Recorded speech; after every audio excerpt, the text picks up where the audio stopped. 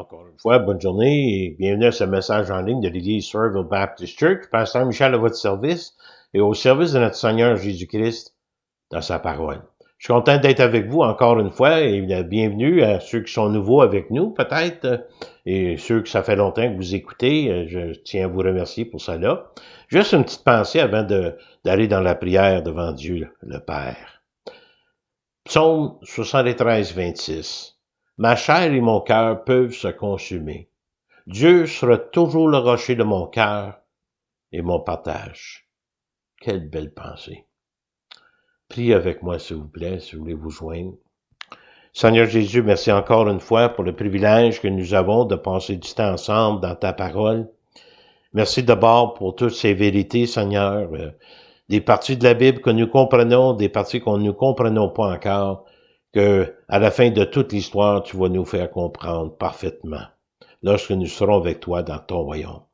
Seigneur, pour chacun qui est à l'écoute, je te remercie pour eux, et comme j'ai dit, merci pour ce privilège que tu nous donnes d'être ensemble dans ta parole, et par la puissance de ton Saint-Esprit, puisse nous guider, Seigneur, dans ta sagesse, ta parole.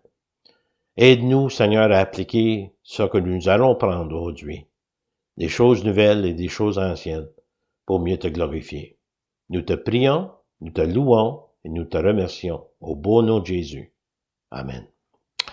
Aujourd'hui, nous allons continuer dans le Sermon sur la montagne.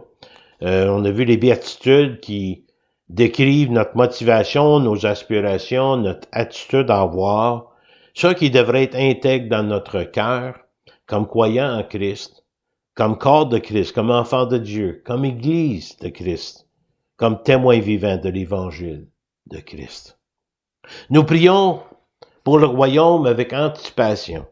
Nous voulons investir dans le royaume et nous vivons pour ce royaume. Et par la grâce, la puissance et la miséricorde de Dieu, selon la volonté de Dieu pour chacun de nous, dans le but de découvrir le désir le plus profond de l'âme, notre âme, devenant de plus en plus semblable à Christ. Sermon sur la montagne, deuxième partie. Et nous voulons découvrir, les amis, et nous pouvons découvrir en Christ, d'être heureux, d'être bénis de Dieu, un contentement au niveau spirituel qui se trouve en Christ seul. C'est ça qu'on a vu il y a 2 semaines dans notre message. Maintenant, nous allons tourner dans Matthieu 5, 13. Jésus identifie ses disciples comme le sel et la lumière du monde. Il va donner 2 exemples bien simples de comment Dieu voit les croyants et comment il sert d'eux pour l'avancement de l'Évangile, les rendant utiles pour le monde et pour le royaume. L'importance d'un témoignage de vie de chacun de nous, nous qui sommes sauvés par grâce. Jésus a dit, vous êtes le sel de la terre, mais si le sel perd sa saveur, avec quoi le lui rendront-on? Il ne sert plus qu'à être jeté dehors et foulé aux pieds par les hommes. Vous êtes le sel de la terre en tant que croyant. Ça semble pas être optionnel, mais comme un devoir, une responsabilité comme disciple. Quand nous pensons comment le sel est utile pour assaisonner la nourriture, pour lui donner plus de saveur, ça peut être aussi un préservatif pour préserver la nourriture. Et le sel aussi comme antiseptique, exposé à une blessure. Ça peut être douloureux, mais ça peut être pour la guérison. Pour les croyants d'être le sel de la terre pour influencer de façon bénéfique les hommes qui connaissent pas Dieu. Accompagner de la bienveillance, faire du bien aux autres qui nous entourent et les pointer vers Christ. Dieu nous enseigne pour que nous puissions enseigner les autres. Dieu nous bénit pour que nous puissions aussi bénir les autres, croyants et non-croyants. Mais si nous perdons notre saveur, notre raison d'être, comment cela peut se produire? J'ai 3 choses que j'aimerais vous proposer. Cela peut se produire pour ceux qui se nomment croyants, mais qui ne sont pas croyants véritables. Se trompant eux-mêmes, mais qui ne peuvent pas tromper Dieu. Deuxièmement, cela peut se produire quand un croyant oublie ou perd de vue son premier amour pour Christ. Habitué dans le péché, en étant tiède, soit une perte rapide ou graduelle de l'utilité de cette personne devant Dieu. L'amour pour Dieu est encore là, mais a besoin d'être réallumé, ainsi que le désir qui doit être réveillé de nouveau, le désir de vivre et de servir Dieu.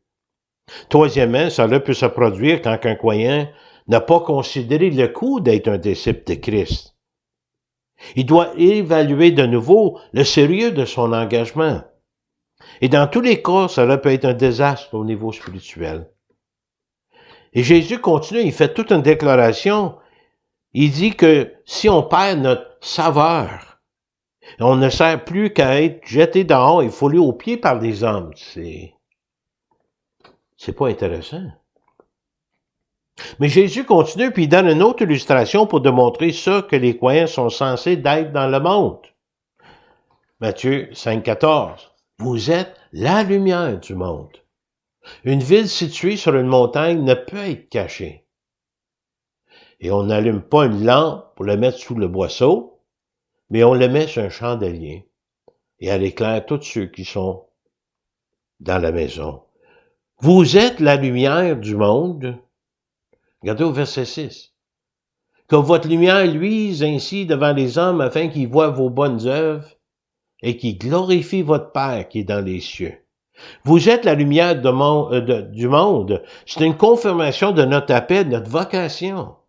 Jésus donne aux croyants ici un compliment, mais aussi une grande responsabilité. Jésus lui-même s'est donné ce titre d'être la lumière du monde dans Jean 8,12 et Jean 9,5. Et votre lumière ne peut pas être cachée. Ce que vous avez reçu a été donné pour que vous puissiez éclairer ceux dans la maison. Elle n'a pas placé sur un boisseau, mais sur un chandelier pour servir de témoignage pour le monde. Charles Spurgeon a dit ceci, je le cite, « Christ n'a jamais eu l'intention d'avoir des chrétiens secrets sans témoignage, des pèlerins qui voyagent dans le monde, mais que le monde ne voit pas. » Fin de citation.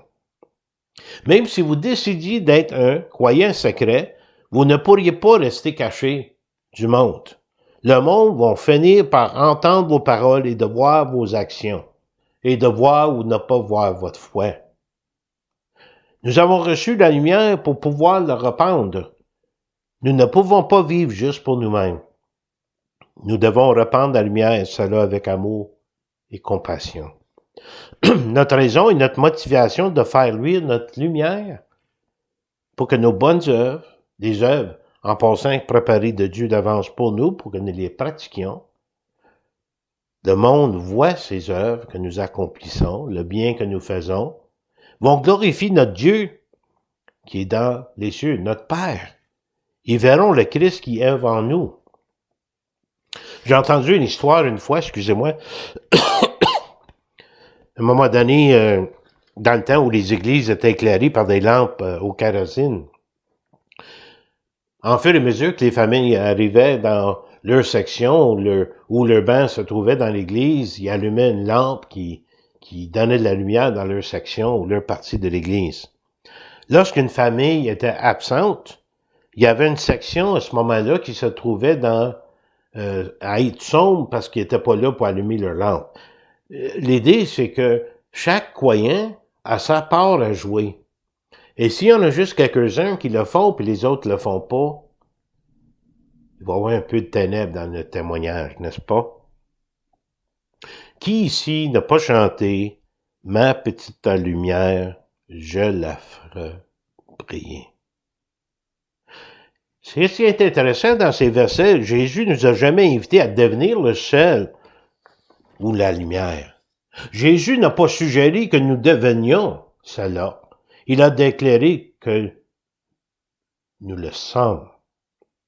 Et soit que nous accomplissons, ou que nous manquons à cette responsabilité, à cet appel. Mais qu'est-ce qui est important, la clé concernant le sel et la lumière, c'est la distinction. On devrait être différent du monde. D'abord, comme le sel préserve le bien dans le monde, ou la nourriture, nous autres, comme sel, nous préservons le bien dans le monde qui se corrompt. Si nous sommes en train de perdre notre combat, et si nous n'avons pas nous agissons pas comme le sel du monde, ça ne servira pas à grand-chose. La lumière que nous rendons dans le monde, parce que le monde est dans les ténèbres, et si notre christianisme, si notre foi fait l'imitation des ténèbres, si nous sommes comme le monde, nous n'avons rien à donner ou à offrir au monde qui est différent. Nous ne pouvons jamais avoir un effet sur le monde pour Jésus en étant comme le monde.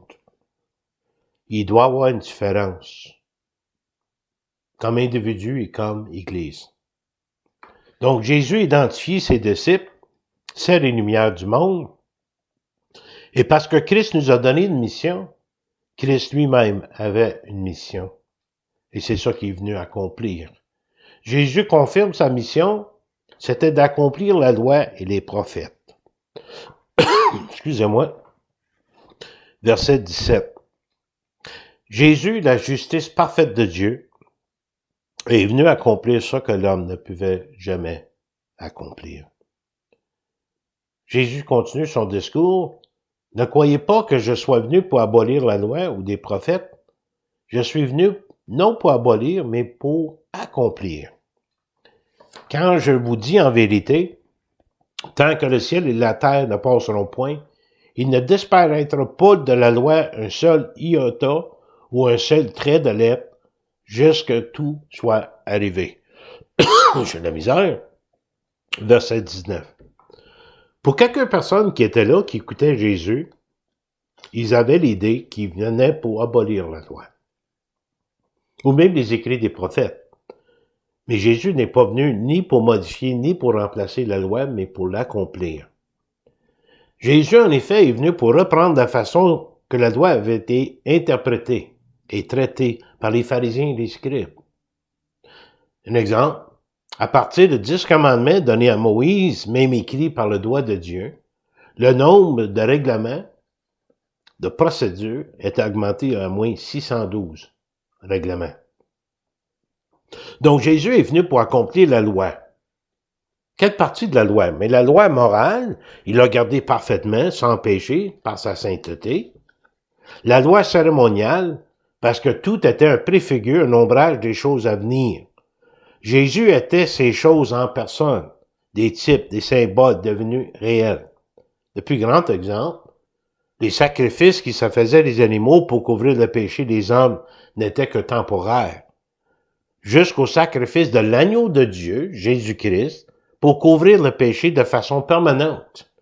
Donc, les sacrifices d'animaux ont été remplacés par Christ. Le temple physique remplacé par Jésus, le temple spirituel. Et même dans la parole, on nous dit que chacun de nos corps, c'est le temple du Saint-Esprit, à cause que nous lui appartenons. Il a aussi accompli la loi judiciaire. La justice parfaite de Dieu, les exigences de Dieu ont été accomplies en son Fils. Parfaitement. Jésus a accompli la loi et les prophètes qui ont pointé vers lui, qui ont eu leurs accomplissements en lui. Jésus a accompli les enseignements doctrinaux de la loi et des prophètes qui mènent à lui.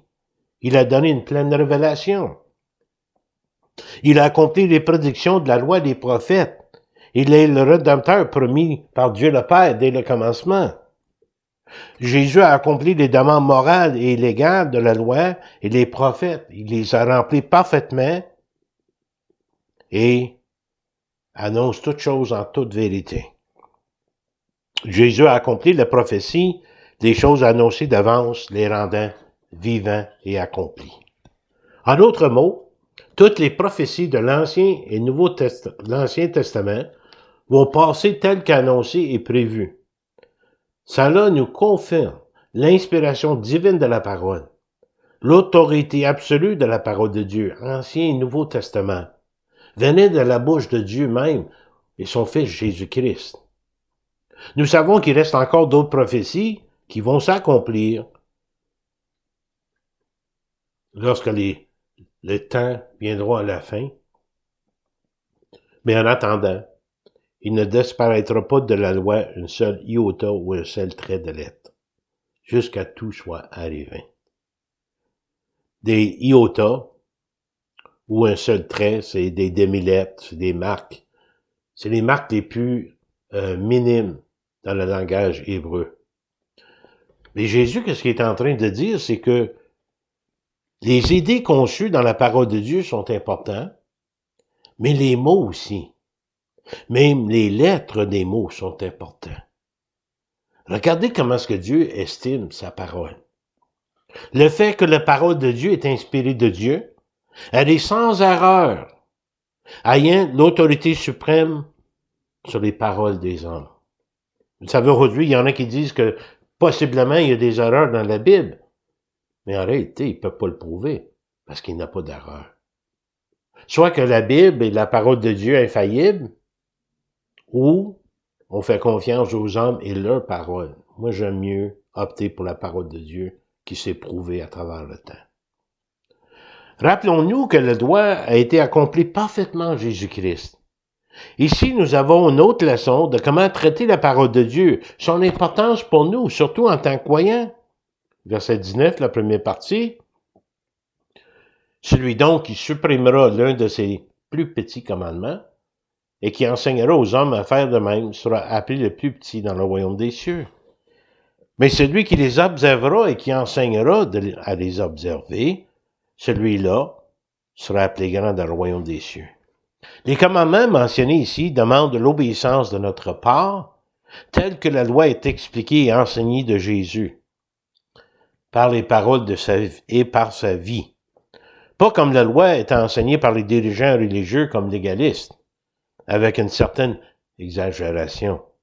Comme exemple, le sacrifice qui était commandé par la loi a été accompli par Jésus. Nous ne courons donc pas le danger si nous ne faisons pas des sacrifices d'animaux. Il y a une partie de la loi qui est encore en vigueur, qui doit être enseignée encore aujourd'hui par contre. Ceux qui pratiquent et enseignent ces commandements seront appelés grands dans le royaume des cieux. J'aimerais faire un petit avertissement ici. Si vous désirez d'être le plus grand au ciel par motif de popularité, parce que vous avez fait des grands exploits, pour être bien vu aux yeux des autres, vous ne comprenez mal ce qui est dit ici. Votre modification est ironique et égocentrique. De la façon où vous allez traiter la parole de Dieu sur la façon ou l'état que vous allez vous trouver au ciel, grand ou petit. Les commandements, la loi, nous envoie vers Jésus pour que nous puissions être justifiés. La loi nous confirme notre incapacité de plaire à Dieu par nous-mêmes. De venir à Jésus pour être justifié en lui, il nous envoie ensuite vers les commandements, la loi, dans le but d'apprendre ce qui est nécessaire pour notre conduite et notre sanctification. Deuxième partie du verset 19. Celui qui observera et qui enseignera des observer, celui-là sera appelé grand dans le royaume des cieux. Une petite citation ici. Les commandements de Dieu nous ont été donnés pour nous protéger et pour nous guider. Important. Paul a dit ceci dans Galates 2:20. J'ai été crucifié avec Christ. Et si je vis, ce n'est plus pour moi qui vis, c'est Christ qui vit en moi. Je vis maintenant dans la chair, je vis dans la foi au Fils de Dieu, qui m'a aimé, qui s'est livré lui-même pour moi. J'ai été crucifié avec Christ. J'ai confessé que j'étais incapable d'être justifié devant Dieu sans Christ. Les 10 commandements me condamnaient plus que d'autres choses. Et cela signifie aussi le fait de s'abandonner, d'abandonner sa vie au Seigneur, de vivre pour Christ par la foi, par ce qu'il a fait pour moi sur la croix. Je ne peux être justifié en lui seul. Si je veux accomplir la loi, je ne peux pas de moi-même. Je dois me confier en celui qui l'accomplit, accompli parfaitement, Jésus-Christ. Donc, je ne rejette pas la grâce de Dieu, car si la justice s'obtient par la loi, Christ est donc mort en vain. Si je pouvais garder les 10 commandements sans péché, sans fléchir, sans manquer, Christ n'aurait pas été obligé de venir. Mais parce que je suis incapable, à cause de mon état péché, Christ est venu l'accomplir. Et Jésus donne l'avertissement aussi, car, je vous le dis, si votre justice ne surpasse celle des scribes et des pharisiens, vous n'entrerez point dans le royaume des cieux. Qu'est-ce qu'il est en train de dire ici? Par votre propre justice, vous devez dépasser la justice des scribes et des pharisiens. Comment? Mais aux yeux du monde, leur justice était impressionnante, mais pas devant Dieu. Leur action externe ne pouvait pas changer leur état spirituel intérieur. Ils ont démontré la piété externe par leurs gestes et leurs actions. Ils voulaient montrer qu'ils étaient saints, mais ils ne pouvaient pas aucunement éliminer le péché qui était en eux, dans leur cœur.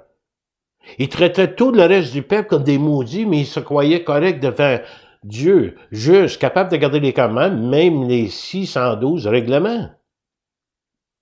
Quand nous considérons ce qui signifie accomplir la loi comme Christ, nous sommes reconnaissants pour ce que Jésus nous offre. Sa provision pour nous, la justice de Dieu à nous en Christ. Ce qui est agréable et approuvé de Dieu. Donc Jésus confirme sa mission, il est venu accomplir la loi et les prophètes, mais là il va aller un petit peu plus loin. Il va parler des relations interpersonnelles. Et le mal, le péché, vient du cœur, dit Jésus.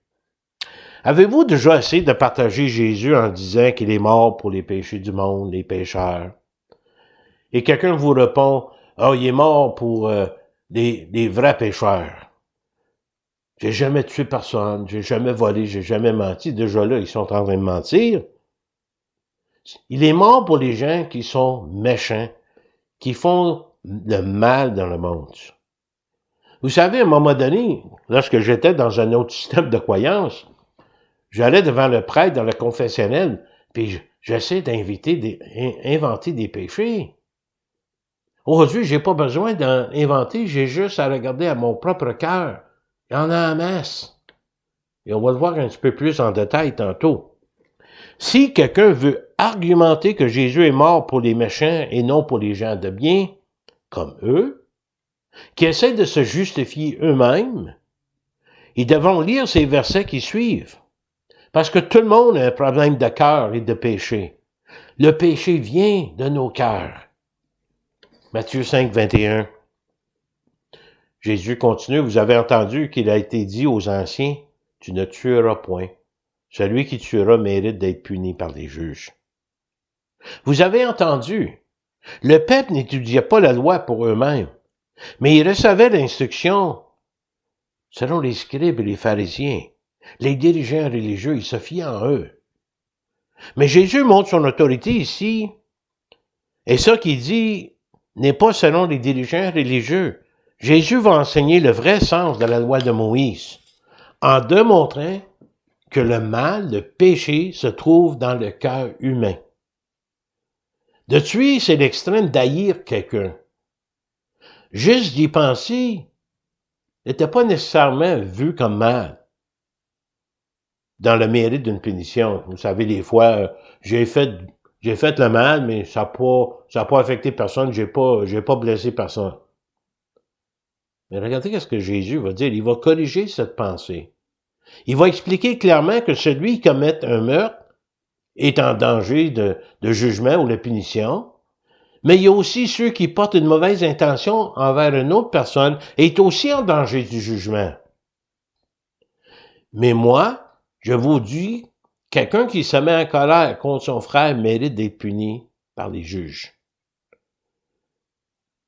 Sans cause valable, parce qu'il n'y a aucune raison pourquoi on devrait se mettre en colère. Il n'y a pas de raison valable. Oui, ils peuvent nous faire du tort, mais quand on connaît la grâce et le pardon de Dieu, on doit pardonner aux autres. De manière d'une autre, juste nos pensées. Qu'est-ce qu'on déteste? Notre arrogance envers l'autre personne. On veut y faire du mal, ou causer des problèmes. Personne ne peut être justifié d'agir ainsi. Il doit même avoir réconciliation. J'ai pensé de même contre quelqu'un d'autre. Je vais demander pardon. Nous verrons cela la semaine prochaine plus en détail. Voyez-vous, pour les dirigeants religieux, la loi n'était pour que les actions externes d'une personne. et non pour les intentions du cœur. Les autres, ils voyaient pas mal quelqu'un qui aimait pas son frère ou parlait contre son frère. Mais Jésus ici, Jésus ramène la loi dans les affaires du cœur. Parce que le péché vient du cœur. C'est le cœur qui est jugé, pas juste les actions. Matthieu 5, 22, on lit ceci, que celui qui dira à son frère « Raca » mérite d'être puni par le Sanhédrin, et que celui qui dira « Insensé » mérite d'être puni par le feu de la géhenne. Vous savez, les dirigeants religieux, d'abord, je veux vous dire que de dire « Raca » est une expression méprisante de l'intelligence de quelqu'un. Comme traiter quelqu'un de fou pour attaquer son caractère.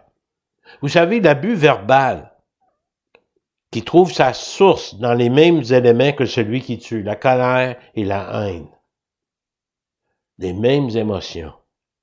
Les paroles de quelqu'un qu'on méprise, on dit du mal d'une autre personne, un peu avec arrogance, se plaçant au-dessus de cette personne en qualité. Les dirigeants religieux ont traité Jésus comme blasphémateur, hérétique et même diabolique. Leur haine, jalousie et colère pour Jésus a amené sa crucifixion. Ils ont agi selon leur cœur. Là, vous allez dire, ils ne sont pas coupables de la crucifixion. C'est les Romains qui ont crucifié Jésus. Attention, c'est eux autres qui l'ont commandé. C'est eux autres qui ont voulu qu'il soit crucifié. Ça venait de leur cœur. La haine, la colère, jalousie, tous ces éléments-là. C'est ça qui les a amenés à agir de telle façon. Peut-être vous dites que Jésus, là, il est pas mort pour tes péchés. Si tu aurais été là, tu ne l'aurais pas crucifié. Attention, tu sous-estimes le péché qui est en toi. Et je peux sous-estimer le péché qui est en moi. D'agir ainsi mérite d'être puni par le feu de la géhenne. C'est sérieux. Donc Jésus parle de relations interpersonnelles. Le mal, le péché vient du cœur. Le peuple ici croyait que le péché venait de leur environnement et par leurs actions externes. Même aujourd'hui, il y a des gens qui croient qu'ils peuvent éliminer le péché dans leur vie si ça part du monde. Ils ne réalisent pas que personne peut éviter ou échapper au péché tant qu'ils se trouveront dans ce corps mortel. Allons dans l'évangile de Marc. Allons voir ce que Jésus a dit concernant la source du péché des hommes et d'où vient le péché. Marc 7, 14. Ensuite, ayant de nouveau appelé la foule à lui, Jésus, il dit, « Écoutez-moi tous et comprenez. Il n'est hors de l'homme rien qui, entrant en lui, puisse le souiller. Mais ça qui sort de l'homme, c'est ça qui le souille. Si quelqu'un a des oreilles pour entendre, qu'il entend. » Qu'est-ce que Jésus est en train de dire? C'est la clé de l'Évangile. C'est le péché de l'homme, sa source. Il y a un petit peu plus loin, dans versets 20 et 21. Jésus dit encore, ce qui sort de l'homme, c'est ça qui souille l'homme. Car c'est du dedans, c'est du cœur des hommes qui sortent des mauvaises pensées, les adultères, regardez la liste, les impudicités, les meurtres, les vols, les cupidités, la méchanceté, la fraude, le dérèglement, le regard envieux, la calomnie, l'orgueil, la folie, toutes ces choses mauvaises sortent du dedans et souillent l'homme. T'as beau d'être séparé du monde, t'as beau de dire c'est le monde qui t'influence à pécher, mon ami, ça vient d'en dedans de toi, ça vient de ton cœur. Donc le mal vient du cœur. Et vous savez quoi? Le diable connaît votre nom, mais il vous appelle par votre péché. Dieu connaît votre péché, mais il vous appelle par votre nom. Regardez la différence ici. Souvent, on trouve que le péché peut apporter plaisir. On sent pas que c'est méchant, quelque chose qu'on n'a pas désiré. Parce qu'en réalité, c'est ça que notre cœur désire. Qui n'a pas un cœur de rébellion? Qui veut pas aller contre les autorités? Qui ne veut pas être libre à faire n'importe quoi qu'il veut faire? Donc le diable en nous faisant penser à nos péchés, qu'on voit qui est bien, on ne voit pas le péché qui vient de notre cœur, il veut nos cœurs. Le reste va juste suivre. Mais Jésus connaît votre cœur, mais il appelle votre nom. Votre nom pour venir à lui. La question que je me suis posée cette semaine, où sommes-nous aujourd'hui en tant qu'Église évangélique? Est-ce que les messages que nous envoyons dans le monde au nom du christianisme sont incohérents? Est-ce qu'on veut promouvoir la possibilité de gagner la faveur de Dieu par nos propres œuvres? Sauver ou non sauver, est-ce qu'on empêche les gens de venir au salut? Comment? Ceux qui ne prêchent pas l'Évangile, qui ne parlent jamais du péché, exemple. Ceux qui prêchent Christ plus autre chose. Vous savez, les légalistes qui ont rajouté leurs propres conditions et règlements, un peu comme les pharisiens, qui appliquent leurs critères personnels pour les gens puissent être sauvés. Puis en même temps, c'est drôle, ils sont sûrs de leur propre salut, mais ils doutent tant pour les autres. Ceux qui prêchent Jésus-Christ moins quelque chose, qui croient et qui prêchent que la Bible n'est pas la parole de Dieu ou elle n'est pas sans erreur, qu'elle n'est même pas nécessaire, soit en partie ou en totalité. Même si on doutait, le récit de la création, ça pourrait nous aider à douter d'autres parties de la Bible. Ceux qui prêchent qu'il n'y a plus de loi, qu'on n'est plus sous la loi, que la loi a été abolie et nous sommes sous la grâce. Se donner une licence pour pécher sans être redevable devant Dieu ou envers les personnes. Ils se disent d'avoir le droit de ne pas être jugés, quelles que soient leurs actions. Et le résultat de ça là, c'est une vie de désordre, un mauvais témoignage, un mauvais message. Ceux qui prêchent que nous sommes capables de garder les 10 commandements parfaitement, sous notre propre initiative, donc on n'a pas besoin que Jésus soit venu pour nous. On se justifie nous-mêmes. Parfois en se cachant derrière un certain système de foi qui a été fabriqué pour les hommes pour nous soulager la conscience. Et il y a aussi ceux qui prêchent que Dieu n'est que l'amour. Que tout le monde va aller au ciel sans hésitation, quelle que soit la vie humaine. Cela, c'est d'être ignorant de la raison pour laquelle Jésus est venu, mourir sur la croix pour les péchés du monde. Comme individu, comme croyant, on doit toujours se rappeler de notre propre salut en Christ et de partager la même grâce aux autres que celle que nous avons reçue. Et voilà l'importance de l'Église de Christ, de rester loyal à la parole de Dieu qui est inspirée de Dieu, les paroles de Jésus même. Et le message que la parole de Dieu veut communiquer au monde entier. Et pour cela, l'Église de Christ qui prêche l'Évangile fidèlement, qui la garde intacte, sera un témoignage vivant dans le monde. Ayant reçu l'appel, frères et sœurs, restons fidèles jusqu'à la fin. Vous savez quelque chose? L'Église qui prêche l'Évangile de Jésus-Christ ne pourra jamais mourir. Mais l'Église qui ne prêche pas l'Évangile de Jésus-Christ est déjà morte. La semaine prochaine, nous verrons encore des relations interpersonnelles et l'initiative qu'il faut prendre pour la réconciliation. Mais si on peut résumer quelque chose en une phrase ici, l'amour de Dieu n'est pas basé sur le mérite de celui qui le reçoit, le pécheur, mais basé sur le caractère de Dieu qui le donne. On ne mérite pas d'être sauvé par Christ, mais il est venu le faire. Si nous acceptons ce qu'il a payé pour nos péchés, nous pouvons être libres, affranchis, connaître la vérité. Pas qu'est-ce que les hommes disent, mais qu'est-ce que Dieu dit. J'aimerais finir avec 2 versets qui viennent de Paul, Romains 6, 22-23. Maintenant, étant affranchi du péché et devenu esclave de Dieu, vous avez pour fruit la sainteté et pour fin la vie éternelle. Affranchis du péché, on n'a plus besoin d'être esclave du péché, d'accepter que le diable joue avec notre cœur.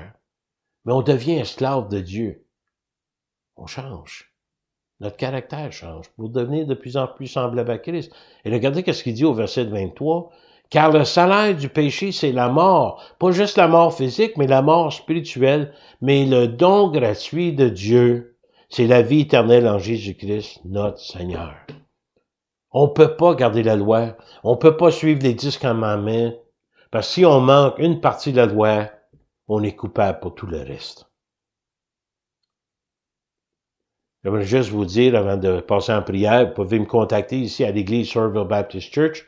Le téléphone, c'est 819-889-2819. 819-889-2819. Vous avez des requêtes de prière, des commentaires, des critiques, questions-réponses. Contactez-moi en tout temps, de mardi, normalement jusqu'à vendredi après-midi, où est-ce que j'enregistre les messages. Mon courriel, c'est mihoule@netrevolution.com, toutes des lettres minuscules. mihoule@netrevolution.com. Ça me ferait plaisir de parler avec vous et de prier avec vous. À ce moment-ci, voulez-vous me joindre dans la prière, s'il vous plaît? Seigneur Jésus, merci encore une fois pour ta parole. Je prie pour ceux qui sont à l'écoute, ceux qui écoutent fidèlement, Seigneur. C'est ta parole qui est puissante. C'est ta parole qui est vraie. Et c'est ta parole qui œuvre dans nos cœurs. Par le Saint-Esprit pour ceux qui appartiennent à Christ. Et Seigneur, si jamais il y a quelqu'un qui n'a pas accepté Christ comme Seigneur et comme Sauveur de leur vie, faites-leur sentir le besoin. C'est pour ça qu'on partage l'Évangile. Donc, Seigneur, garde chacun, bénis chacun, je te prie, et je te remercie et je loue ton nom. Et toutes ces choses au nom précieux de Jésus-Christ. Amen. Merci de votre fidélité à l'écoute de ces messages. Que Dieu vous bénisse, qu'il vous garde, et à la prochaine fois.